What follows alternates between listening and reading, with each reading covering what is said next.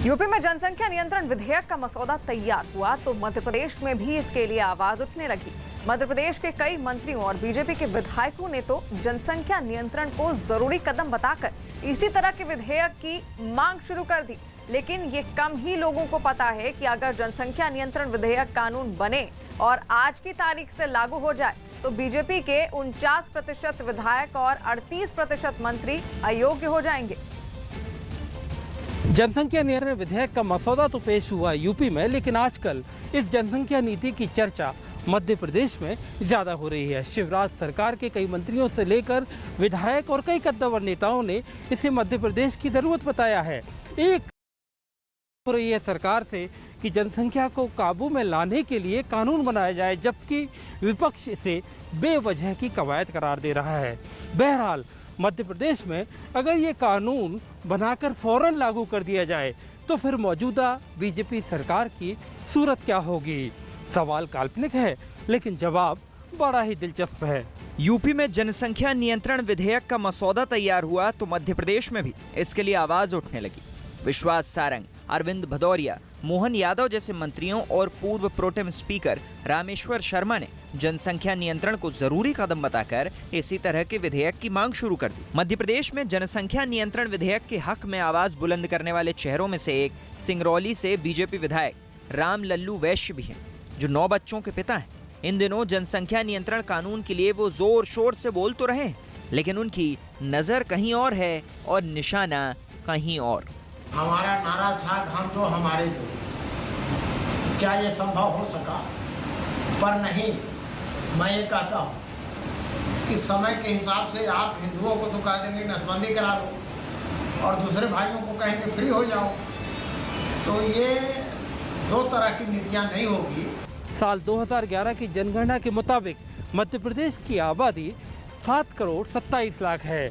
इसकी विकास दर 20% से ज्यादा है। हालांकि आबादी को काबू में लाने के लिए साल 2000 में दिग्विजय सिंह सरकार ने सरकारी नौकरी और पंचायती राज चुनावों में 2 बच्चों वाला नियम बनाया था, लेकिन इसे बाद में हाई कोर्ट में चुनौती मिली। इसके बाद साल 2005 में बीजेपी सरकार ने इसे वापस ले लिया।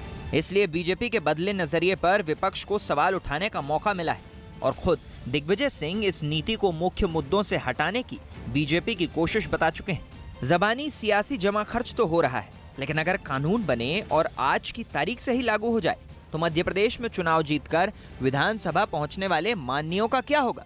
जरा इस पर भी गौर करते हैं।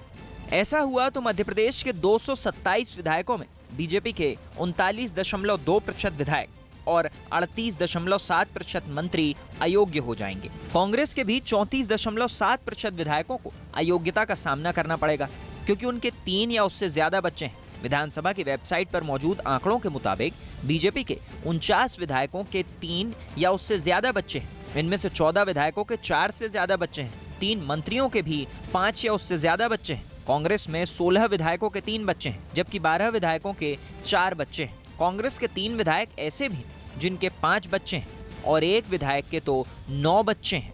यानी कानून बना तो विधानसभा के भीतर इसमें किसी तरह का भेदभाव नहीं होगा, भले ही इसे लेकर सियासी नफा नुकसान की राजनीति के आरोप लग रहे हों। चूंकि 2005 में बीजेपी ने दिग्विजय सरकार के बनाए नियम को वापस ले लिया था, इसलिए कांग्रेस उसके सामने आईना रख रही है। जनसंख्या नियंत्रण आज की आवश्यकता है, पर इसकी नियत पॉलिटिकल या किसी भी प्रकार के लाभ हानि या षड्यंत्र की नहीं होना चाहिए। बढ़ती आबादी और सीमित संसाधनों पर बढ़ता बोझ देश के सामने बड़ी समस्या और बड़ी चुनौती है। इस पर सरकारों की फिक्र वाजिब है।